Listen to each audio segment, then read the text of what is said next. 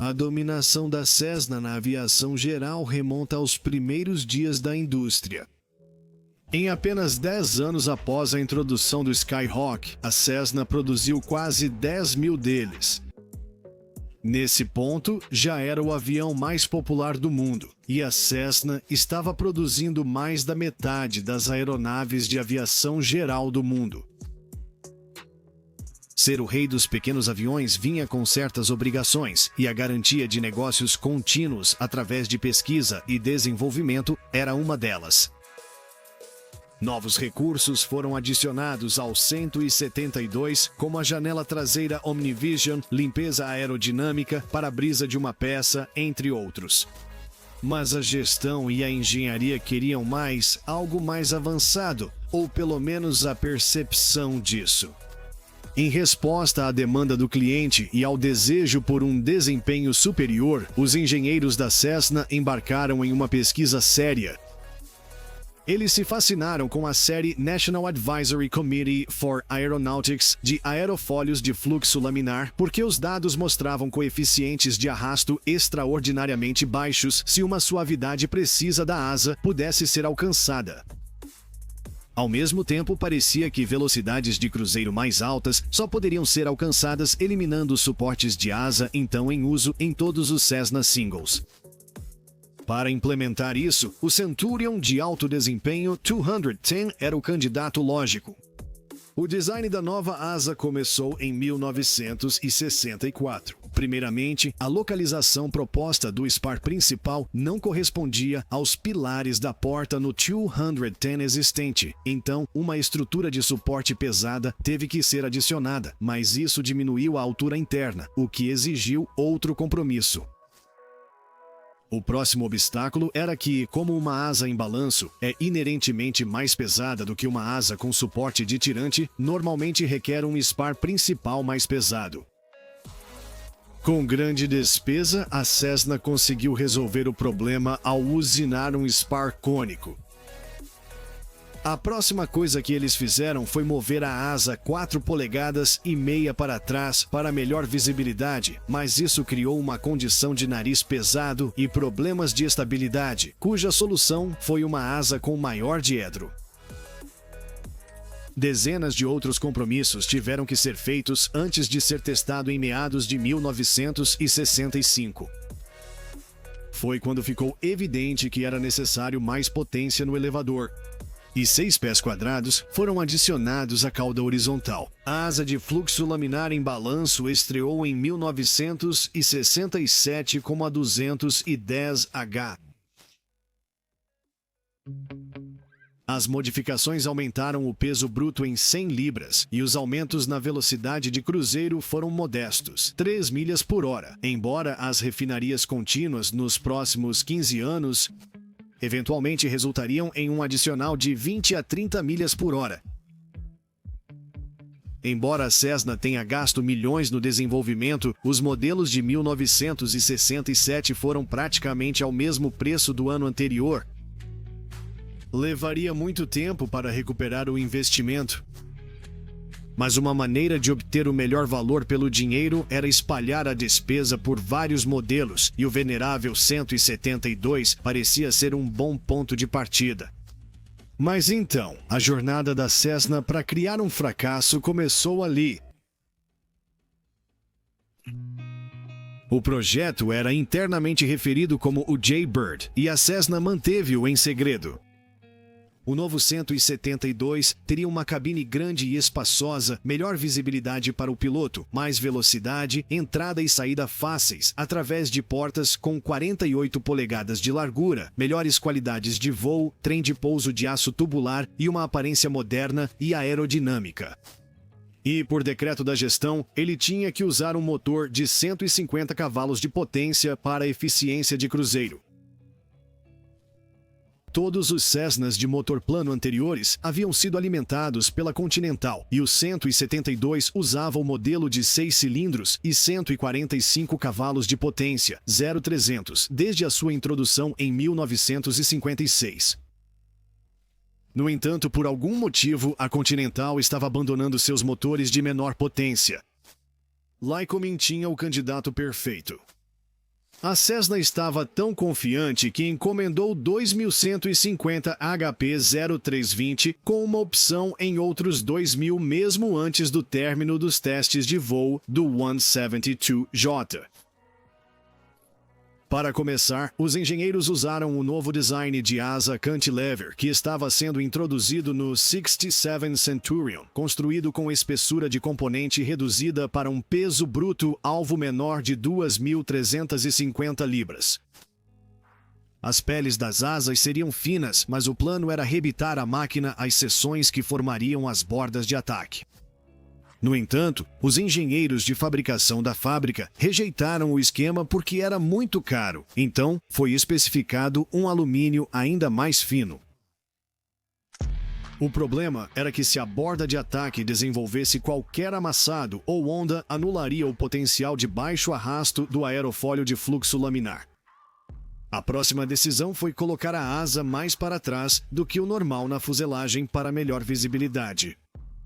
Isso, é claro, produziu uma condição de nariz pesado e agravou as forças de arremesso para baixo causadas pelos flaps da asa. Por sua vez, seria necessária uma quantidade tremenda de potência do elevador para um toque de carga na cauda. Nesse ponto, foi especificado um estabilizador horizontal totalmente móvel.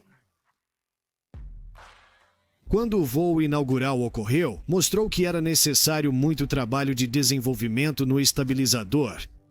Os testes de túnel de vento e de voo mostraram que eles tinham superdimensionado e as forças de compensação e antisservo eram excessivas. Além disso, a configuração original de 40 graus dos flaps de grande envergadura produziu uma alta taxa de afundamento na final, então a deflexão máxima foi reduzida para 30 graus. A penalidade de stall foi de apenas 1 milha por hora, e a distância de aterrissagem sobre o obstáculo de 50 pés aumentou cerca de 50 pés. Apesar de suas outras boas características, o 172J queria soltar uma asa na estolagem. Uma seção de aerofólio de alto camber na ponta e uma torção de 3 graus não resolveram o problema. Então, tiras de stall de 12 polegadas foram instaladas na borda de ataque, colocadas em um ponto na asa que correspondia à extremidade externa da cauda horizontal. A velocidade de stall com os flaps recolhidos era 6 nós maior do que no 172H com o mesmo peso. Com a máxima deflexão do flap, o aumento foi de apenas 3 nós. O maior problema apareceu em um teste de serviço acelerado de 1.000 horas, que incluiu 5.000 pousos realizados por vários pilotos de diferentes níveis de experiência, e os engenheiros descobriram que muitos estavam se aproximando com velocidade excessiva e com excesso de controle, e saltando na chama de pouso, muitas vezes resultando em pousos com o nariz da aeronave e paredes de fogo enrugadas. Pode ser um problema para os proprietários fazer a transição de um elevador que oferece uma resposta lenta ao pitch para um estabilizador com uma resposta rápida ao pitch. À medida que mudanças e melhorias eram feitas, o peso do protótipo começou a aumentar. Uma solução foi a redução na espessura da pele da asa e a remoção do excesso de espessura de outras partes.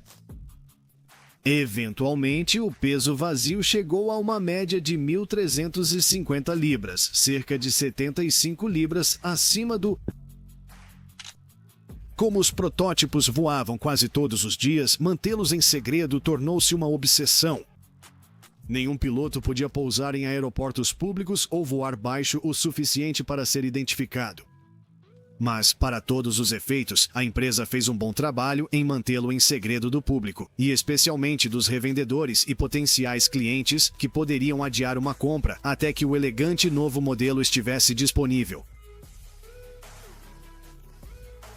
Em direção à introdução do 172J, a equipe de marketing da Cessna rejeitou a ideia de introduzir o avião como um modelo 172 porque ele não se comporta como tal, então o nome foi alterado para 177 Cardinal e ele foi introduzido como um avião totalmente novo. Cerca de 1.100 Cardinals foram vendidos na Gala World Introduction em Wichita, onde os revendedores puderam receber no mesmo dia a entrega de seu novo avião e voar para casa para mostrar aos clientes. Havia apenas um problema. Quando quase todos os aviões decolaram do centro de entrega da Cessna, eles saltaram no ar, depois mergulharam de volta em direção à pista e continuaram a saltar no horizonte em direção a um futuro incerto. Não surpreendentemente, era o mesmo problema que confrontava os pilotos de teste de serviço, que agora estava sendo experimentado pelas pessoas que eram ultimamente responsáveis por vender o avião. Um programa de substituição de estabilizador foi iniciado, onde uma unidade com fendas de borda de ataque foi instalada para aumentar a autoridade de pouso, mas o dano já havia sido feito. O Cardinal tinha a aparência elegante de uma pantera agachada, mas a velocidade e a força de um gatinho de 4 semanas e a típica condenação generalizada dos pilotos era: ele não voa como um Cessna. O resultado líquido do ano do Cardinal foi que, após as entregas desses primeiros 1.100 aviões, menos de 100 reordens foram reservadas. A Cessna enfrentou a realidade de que os 150 cavalos de potência eram marginais e imediatamente começou a trabalhar no 177A com um motor Lycoming, o 360 de 180 cavalos de potência.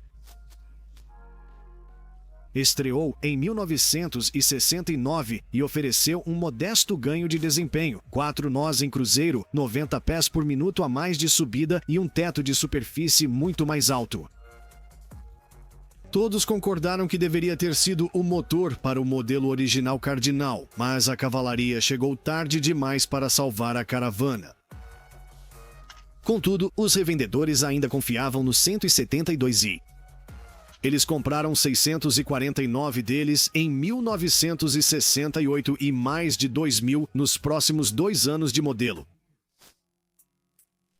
Enquanto o 177 de engrenagem fixa sofreu com mais 10 anos de vendas medíocres, a versão retrátil pode ter realmente valido a pena todo o programa. Com o 177 atendendo claramente um mercado de luxo, os engenheiros emprestaram a tecnologia do 210. Usando um sistema eletrohidráulico como o do Centurion, mas com trem de pouso dianteiro retrátil, o CTZ. O 177 Retractable Gear preencheu um nicho vago na linha de produtos da Cessna.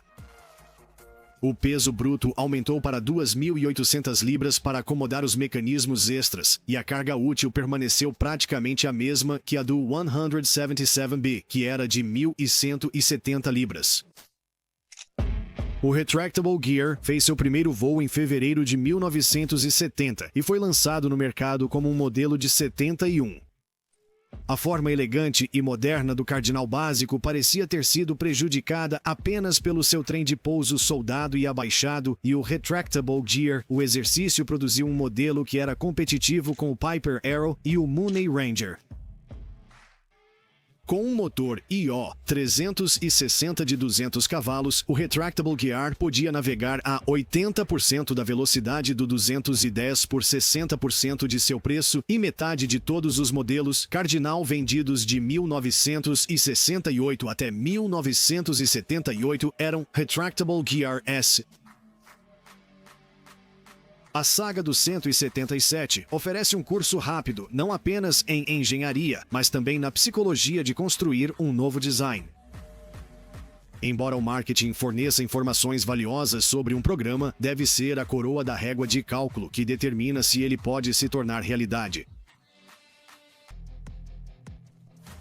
O destino do Cardial foi selado na primeira vez que o primeiro revendedor lutou para sair do chão naquele dia de 90 graus em Wichita e saltou sobre o horizonte.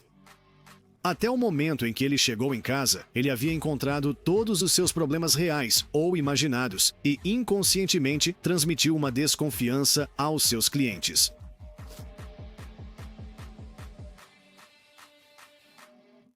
Se você gosta dos nossos vídeos, por favor, curta e se inscreva. Você também pode se juntar a nós clicando no link ao lado do botão de inscrição. Obrigado.